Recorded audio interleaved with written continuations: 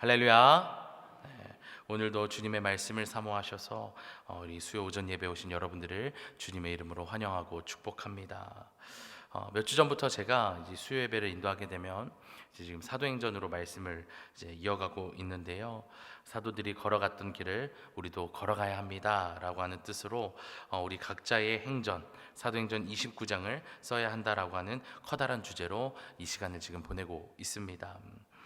지난 시간에는 그래서 제가 오순절 성령 강림 사건이 단순한 성령의 임재가 아니라 예수 그리스도께서 왕으로 이 땅에 오셨다라고 하는 그 사실에 대한 선포이자 성취의 사건이다라고 하는 것을 함께 살펴봤습니다.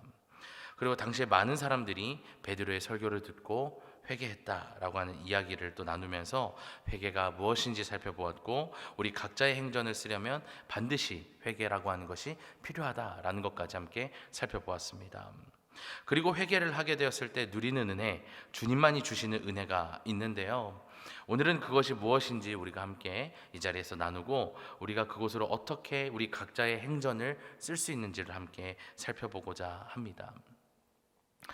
며칠 전에 제가 쉬는 날이었습니다. 쉬는 날에 OTT 서비스를 막 이렇게 뭘 보고 쉴까 하고 막 뒤적거리다가 어릴 적 TV에서 보았던 은하철도 999가 있는 걸 봤어요. 이게 있네 하고 신기해서 그때 추억에 빠져서 한참을 보기 시작했습니다. 몇 시간이었지만 그 은하철도 999를 보면서 초등학교 미술 시간에 그렸던 상상화를 이제 머릿속으로 떠올리게 되었습니다. 내가 어떤 그림을 그렸었지? 그때 제가 무엇을 그렸냐면요, 은하철도 999에 나오는 하늘을 나는 기차, 자동차, 기계인간 이런 것들을 그렸던 것 같아요. 그런데 사실 저는 그림을 잘 그리지 못합니다. 별로 재능이 없어요. 그래서 정확하게 물체를 따라 그려야 하는 이 정물화 시간을 정말 싫어했던 것 같아요. 자, 꽃병을 보고 그리세요, 어떤 사람을 보고 그리세요 하면 잘 따라 그리지 못했습니다. 그래서 미술 시간을 싫어했습니다. 그런데 상상화처럼 내 마음껏 상상의 나래를 펼칠 수 있는 상상화를 그릴 때만큼은 좋았고 너무 신났습니다. 그래서 상상화를 그릴 때마다 아까 이야기했던 하늘을 나는 자동차와 같은 나중에 생기면 좋겠다라고 여겼던 것들을 마음껏 그려 넣었던 것 같습니다. 근데 아쉽게도 항상 공을 들여 그렸던 하늘을 나는 자동차는 아직 상용화되지 않았지만, 이것 말고도 어릴 적 상상하며 그렸던 것 중에 많은 것들이 실제로 만들어진 것 같습니다. 이렇게 우리는 어릴 적 만화 영화나 여러 매체를 통해 상상이라고 하는 것을 해보았었는데, 요즘은 어떠십니까? 여러분, 상상이라는 것을 한번 해보신 적이 있으신가요? 왠지 이제는 상상이라고 하는 것이 어린 시절에만 허락된, 이제는 내가 누릴 수 없는 낭만과 같은 것이라고 생각하고 있지는 않으십니까? 그런데 이런 상상이 재미있는 이유가 있어요. 상상은 나에게 이루어지지 않을 일을 생각한다라고 하는 부정적인 의미보다 내가 갖게 되면, 내가 경험하게 되면 놀랄 만한 것들을 생각하기 때문에 상상이라고 하는 것은 재밌고 즐거운 거죠. 그래서 저에게 있어 상상이라고 하는 단어는 놀람, 서프라이즈의 의미가 항상 강합니다. 오늘 말씀의 제목도 그렇습니다. 제가 오늘 말씀의 제목을 어떻게 정했냐면요, 상상에 상상을 더한 사랑이라고 적었습니다. 오늘 말씀에서 알 수 있는 것처럼 오늘 우리가 함께 나누고자 하는 것은 사도행전적 삶을 살기 위해 필요한 놀라운 사랑에 대해서 이야기해 보려고 합니다. 그래서 모두들 오늘 말씀을 통해 우리를 회개하게 하고 다시 살게 한 그 사랑이 어떤 사랑인지를 함께 찾아보고, 그 사랑을 실천하는 삶으로 사랑 행전을 써 내려가기로 결단하는 은혜가 이 시간 임하기를 주님의 이름으로 간절히 축복합니다. 말씀의 배경을 좀 먼저 살펴보겠습니다. 잘 알고 계신 것처럼 예수님께서 십자가 고난을 받으시고 사흘 만에 부활하시고 또 승천하시게 되죠. 그 후에 이제 오순절 성령 강림 사건이 있었습니다. 그리고 그날 마가의 다락방에 모여있던 120여 명의 성도들은 성령의 은혜를 받고 이것을 계기로 초대교회가 이제 시작되게 됩니다. 성령의 은혜로 시작했던 초대교회는 당시 세상의 가치와는 전혀 다른 놀라운 일들을 감당해 나가기 시작합니다. 사도행전 2장 44절부터 47절의 말씀을 우리가 함께 읽어보도록 하겠습니다. 시작. 믿는 사람이 다 함께 있어 모든 물건을 서로 통용하고 또 재산과 소유를 팔아 각 사람의 필요를 따라 나눠주며 날마다 마음을 같이하여 성전에 모이기를 힘쓰고 집에서 떡을 떼며 기쁨과 순전한 마음으로 음식을 먹고 하나님을 찬미하며 또 온 백성에게 칭송을 받으니 주께서 구원받는 사람을 날마다 더하게 하시니라. 아멘. 당시 초대교회는요, 자기 스스로를 채우는 자기 채움이 아니라 서로의 필요를 채워주는 나눔에 집중했습니다. 그렇게 사랑의 공동체를 이어갔어요. 그리고 이것을 본 수많은 외부의 사람들이 하나님을 찬양하기 시작합니다. 저 사람들 너무나 놀랍게 아름답게 살아가는구나 라고 하면서 저들이 믿는 하나님을 찬양하자, 존경한다 라고 하면서 찬양하기 시작했고, 또 그 중에는 하나님을 따르기로 결단하는 사람들도 생겨났다는 거죠. 그렇게 초대교회가 성장하고 시작되게 되었습니다. 그렇게 폭발적인 성장을 이루고 있던 초대교회 당시에 놀라운 기적도 함께 일어나기 시작합니다. 그 대표적인 이야기가 바로 오늘의 말씀, 나면서부터 걷지 못했던 사람이 일어나서 걷게 된 이야기입니다. 어느 날 베드로와 요한이 기도하기 위해 성전에 올라가고 있었습니다. 그때 마침 사람들이 누군가를 이제 메고 오는데 바로 나면서부터 걷지 못했던 사람이었습니다. 말씀을 보면 몇몇 사람들이 그가 안타까웠던 것 같습니다. 그가 구걸이라도 할 수 있도록 미문이라고 하는 성전문에 매일같이 옮겨주었던 것 같아요. 그리고 그는 사람들이 늘 옮겨준 그 자리에서 하던 대로 성전 앞에서 구걸하기 시작합니다. 그리고 때마침 베드로와 요한이 그의 앞을 지나가게 되었고, 그의 구걸을 들은 베드로와 요한이 그를 보게 됩니다. 그리고 그를 향해서 베드로가 이야기해요. 우리를 보라.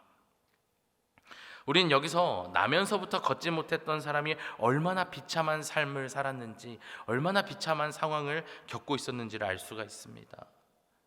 베드로가 그에게 우리를 보라, 나를 봐라 라고 한 것에서 당시 그가 지나다니는 사람들을 똑바로 쳐다보지 못했다는 것을 우리가 알 수가 있습니다. 구걸을 하면서도 이렇게 눈을 마주치면서 한 푼만 줍시오 이렇게 얘기한 것이 아니라 고개를 숙이고 있었다는 거예요. 물론 이것은 사람들의 동정심을 유발하기 위함도 있었겠지만, 나면서부터 아무것도 하지 못하고 구걸해야지만 삶을 영위할 수 있다라고 하는 그의 절망적인 상황을 대변하기도 했습니다. 그런 절망이 가득한 그에게 우리를 보라라고 하는 베드로의 음성은 그에게 있어 희망처럼 들렸을 겁니다. 왜냐하면 그동안 자신에게 말을 걸었던 모든 사람들이 모두 돈이든 음식이든 무엇이라도 주었기 때문입니다. 그래서 5절에 보면 어떻게 말씀을 기록하고 있습니까?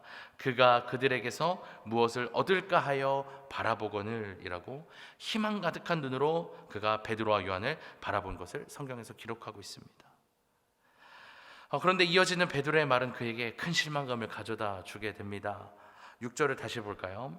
베드로가 이르되 은과 금은 내게 없거니와 내게 있는 이것을 너에게 주노니 나사렛 예수 그리스도의 이름으로 일어나 걸으라 하고, 당장 먹고 살기 힘든 그에게 은과 금이 없다고 말합니다. 줄 게 없어요 라고 얘기하는 거죠. 이 이야기를 들은 그의 마음이 어땠을까요? 그냥 안타까웠을까요? 아니요, 열불이 났을 겁니다. 아니 그럼 줄 게 없으면 지나가든지 왜 말을 걸고 난리야 대신에 다른 말을 썼을 수도 있겠죠. 그리고 또 베드로의 이어지는 말은 그의 기분을 더 나쁘게 했을 겁니다. 내가 줄 거는 그래도 있는데 예수 그리스도의 이름으로 일어나 걸어라. 만약 여러분이 평생을 걷지 못하고 성전문 앞에서 구걸을 하고 있었다라고 생각해 보세요. 조금 더 현실적으로 생각해 볼까요? 춘천중앙교회 로툰드 앞에서 내가 구걸을 하고 있다라고 생각해 봅시다. 그런데 어떤 집사님이, 권사님이 제가 오늘 헌금을 해서 돈은 없고요, 근데 일단 한번 걸어보시겠어요? 이렇게 얘기하면 그걸 내가 들었을 때 어떤 기분이겠습니까? 안에 있는 모든 울분과 함께 상욕을 날렸을지도 모릅니다. 오늘 본문의 주인공 역시 베드로에게 외칠 욕 한 바가지를 준비하고 있었을지도 몰라요. 그런데 그때 베드로가 아마 성급했었던 건지도 모르겠습니다. 그가 욕하기 전에 베드로가 얼른 그의 팔을 잡아 일으키니까 힘이 하나도 없던 그의 발과 발목에 힘이 생겼고 단 한 번 서보지 못했던 그의 몸이 바로 지면 위에 서게 되었습니다. 이 얼마나 놀라운 일입니까? 평생토록 걷지 못했던 사람이 온전히 섰을 뿐만 아니라 8절에 기록하고 있는 것처럼 뛰기도 하고 걷기도 했다는 거예요. 완전히 회복이 된 거죠. 10절에 보면 이것을 본 수많은 사람이 그에게 일어난 일을 보고 매우 놀랍게 여기고 또 놀랐다라고 기록합니다. 이처럼 오늘의 말씀은요, 언제든 우리에게 큰 놀라움과 함께 희망을 주는 말씀입니다. 기적과도 같은 일이 우리에게 일어나겠구나. 자, 그런데 여기서 우리가 놀라고 희망을 얻는 이유가 있습니다. 그것은 바로 걷지 못했던 사람이 다시 걷게 되었다라고 하는, 기적이라고 하는 표면적인 부분 뒤에 숨겨진 놀라운 사랑, 상상에 상상을 더한 사랑의 세 가지 특징 때문에 그렇습니다. 기적과도 같은 일이 우리에게도 일어날 수 있겠구나 라고 하는 것뿐만 아니라 그 뒤에 숨겨진 사랑 때문에 우리가 희망을 얻게 된다라고 하는 건데요. 자, 그러면 상상에 상상을 더한 사랑의 첫 번째 특징은 무엇이냐? 환경을 역전시킨다라고 하는 겁니다. 여느 스포츠처럼 치열한 경쟁을 펼치는 경기에서 사람들이 손에 땀을 쥐며 보는 순간이 있습니다. 긴장하며 보는 순간이 있어요. 그때가 언제일까요? 사람들이 손에 땀을 쥐며 경기를 보는 순간은요, 1등의 뒤를 쫓아가는 2등에게서 역전의 기미가 보일 때 그렇습니다. 이 상황이 뒤바뀌는 게 아닐까라고 하는 그런 모먼트가 있을 때, 그런 순간들이 느껴질 때 이제 사람들이 긴장을 하고 손에 땀을 쥐며 경기를 보게 되죠. 그러다가 조금씩 간격이 줄어들거나 차이가 나던 그 점수가 줄어드는 모습에 사람들은 기대를 하고 역전이 되면 열광을 하게 되는 거죠. 자, 그런데요, 오늘 본문에 등장하는 이 주인공의 상황은 어떻습니까? 오늘 본문을 기록한 누가는 의사였습니다. 누가는 본문의 주인공 성전에서 구걸하던 사람에 대해서 어떻게 진단합니까? 나면서부터 걷지 못한 사람이라고 진단을 내려버려요. 이건 무슨 얘기입니까? 앞으로도 걷지 못할 사람이라는 이야기예요. 너무 냉정한가요? 그런데 정말 그의 상황이 그랬다는 겁니다. 그에게선 어떤 역전의 기미가 보이지 않았어요. 그래서 그는 삶에 어떤 기쁨도 희망도 찾을 수 없는 상황이었습니다. 나가서 작지만 적은 돈이라도 벌거나, 그리고 친하진 않더라도, 또 많진 않더라도 그래도 누구라도 사람이라도 자유롭게 만날 수 있다면 내 삶에 어떤 약간의 변화나 자그마한 기적이라도 기대해 볼 텐데 그럴 수가 없었다는 거예요. 그가 가질 수 있었던 희망은요, 다른 이들이 보기에 너무나도 보잘것없는 희망, 누군가 나에게 적선해 주지 않을까라고 하는 너무나 작은 희망밖에 없었다는 겁니다. 하지만 그가 베드로를 만나고 베드로의 입에서 예수 그리스도라고 하는 이름이 등장하는 순간 그의 삶에 역전의 기미가 보이기 시작했습니다. 나면서부터라고 하는 그 누구도 깰 수 없는 상황과 환경을 깨버리는 역전을 경험하게 되었다는 거예요. 사랑하는 여러분, 여러분이 마주하고 계신 현실은 어떻습니까? 안타깝게도 우리의 눈앞에 펼쳐진 상황을 보면 우리의 삶도 오늘의 주인공과 크게 다르지 않습니다. 나면서부터 걷지 못했던 사람과 같이 역전의 기미가 내 삶에 전혀 보이지 않는 것 같을 때가 있습니다. 왜 그렇습니까? 정말 내 삶이 그래서라기보다는 자꾸만 우리의 생각 안에서만 내 상황을 보고 이해하고 나의 힘으로만 그 문제를 해결하려고 하기 때문입니다. 그러나 우리의 상상을 뛰어넘으시는 전능하신 하나님께서는 걷지 못하던 일을 걷게 하셨던 것처럼 우리가 마주한 그 어떠한 상황도 역전시켜 주신다는 겁니다. 그리고 여기서 우리는 상상에 상상을 더한 사랑이 가진 두 번째 특징을 만나게 되는데요, 바로 사랑은 이 세상에서 가장 귀하다라는 겁니다. 여러분들께서 생각하는 가장 귀한 것은 무엇입니까? 각자 생각하시는 것들이 조금씩 다르겠지만 아마 많은 분들이 작지만 아주 비싼 가치를 지닌 다이아몬드를 여러 귀한 것들 중 하나라고 생각해 보실 것 같습니다. 자, 그런데 말이죠, 다이아몬드의 진짜 정체는 무엇입니까? 지표, 땅에 묻힌 탄소가 고온과 고압에 의해 결정체로 변하게 되는 것, 광물로 된 것을 취하고 가공한 것을 다이아몬드라고 우리는 이야기합니다. 그래서 어떤 사람들은 다이아몬드는 가치 있는 것이 아닙니다, 그저 자연이 창조해낸 예쁜 돌덩어리에 불과합니다 라고 이야기하기도 합니다. 하지만 다이아몬드가 비싼 이유는요, 아름답기만 해서 빛이 나서가 아니죠. 발견하기가 매우 어렵기 때문입니다. 그래서 사람들은 몇 그램 되지 않는 그 다이아몬드를 캐기 위해서 수백 톤의 흙을 바위를 퍼내고 채질을 하기도 합니다.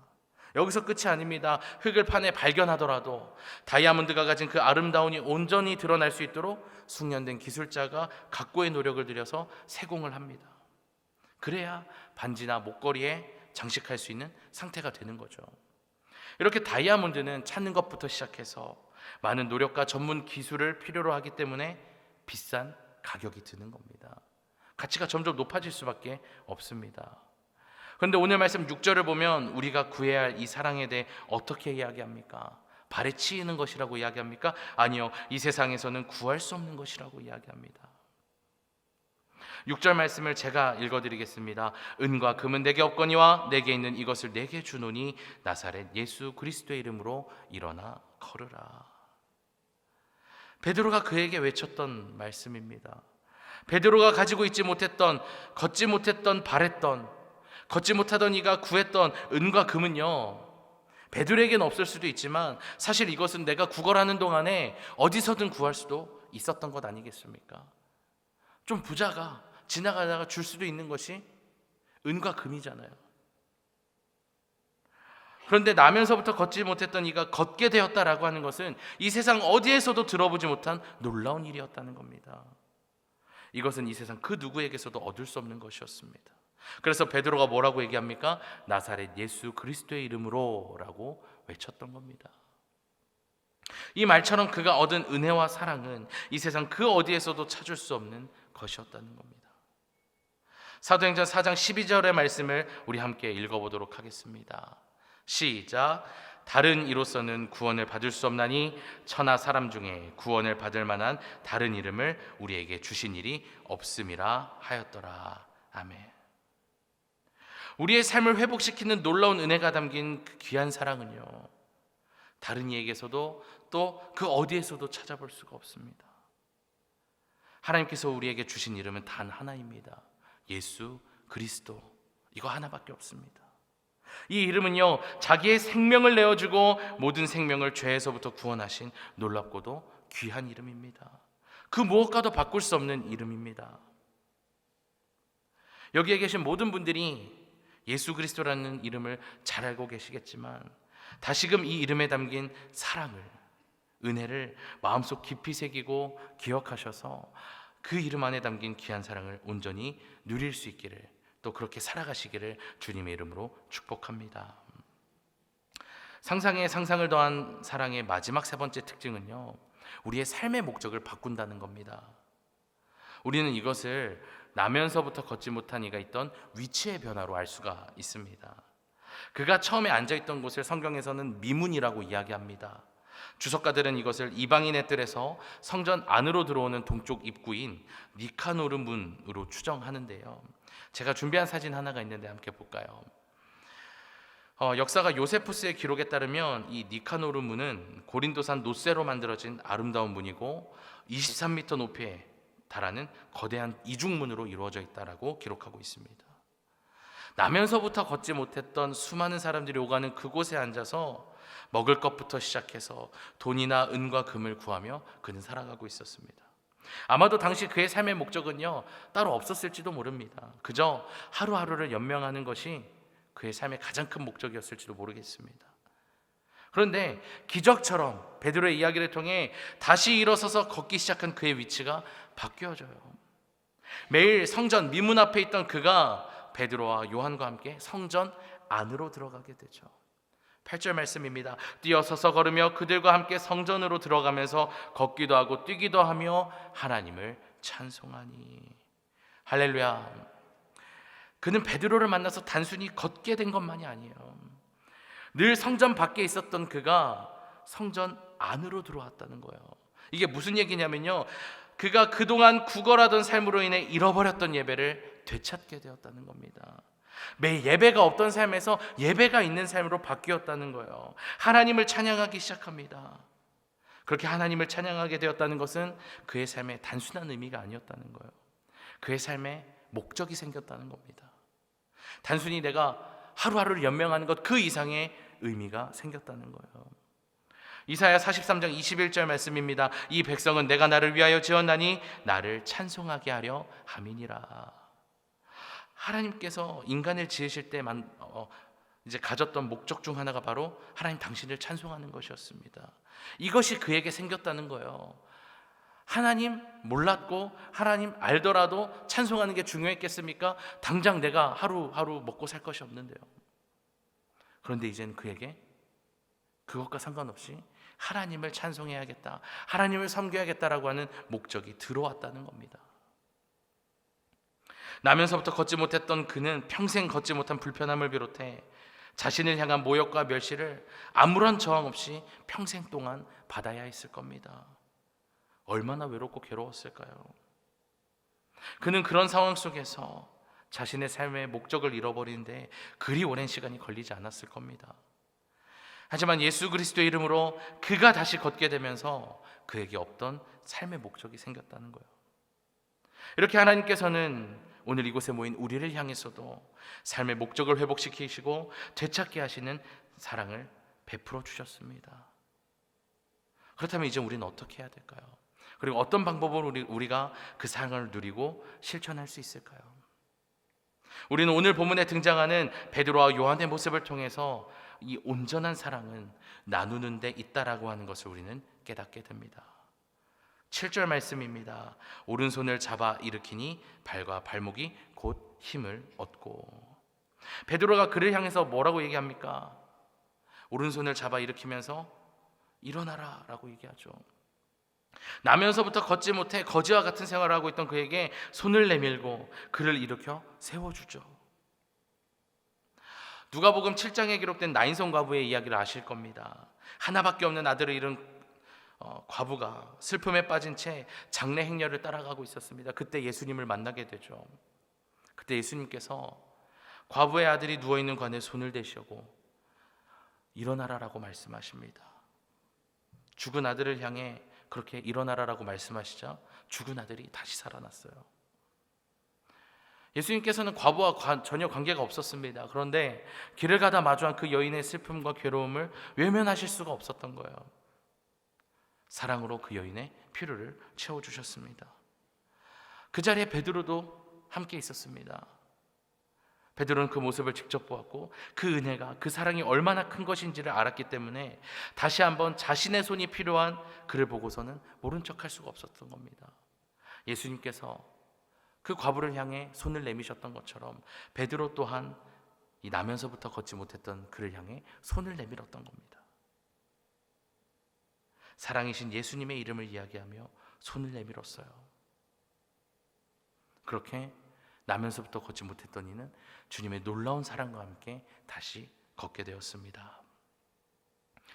현대 상담 심리학의 기초를 다진 정신의학자 알프레드 아들러는요, 자신에게 찾아온 우울증 환자에게 이런 처방을 자주 내리곤 했다고 합니다. 어떻게 하면 내가 매일 남을 기쁘게 해줄 수 있는지를 보름 동안 고민하고 실천해 보십시오. 이렇게 처방을 내렸다 그래요.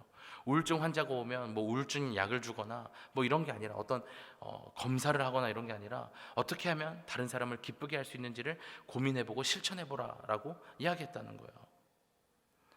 이 아들러라고 하는 유명한 이름 값을 기대하고 갔는데 다른 사람을 기쁘게 할 방법, 내가 개그맨도 아닌데 개그우먼도 아닌데 왜 이런 처방을 내려줄까?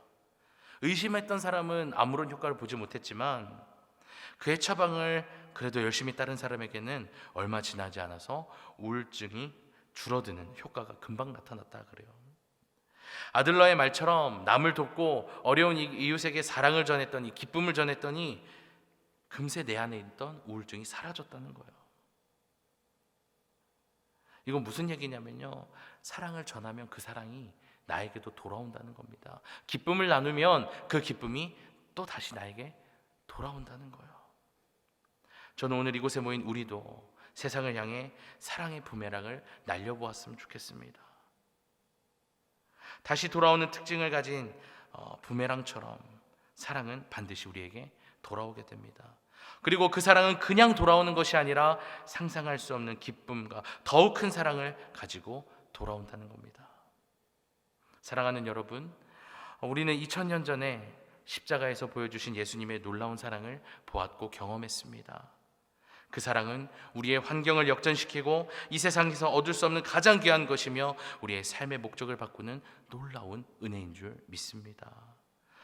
그리고 이 사랑을 그냥 내가 받고 누리기만 하면 그냥 내가 누리는 것으로 끝나는 외사랑이 되고 말지만, 오늘 함께 말씀을 나눈 것처럼 내가 그것을 누군가와 함께 나누기 시작하면, 그 사랑을 나누기 시작하면 상상에 상상을 더한 사랑, 우리의 상상을 뛰어넘는 놀라운 힘으로 주님과 세상을 연결하는 놀라운 사랑이 되고 우리가 살아가는 그 세상에 선한 영향력을 끼치게 될 것입니다. 이것이 우리가 성도로서 그리스도인으로서 써 내려가야 할 사도행전 29장 사랑 행전인 줄로 믿습니다.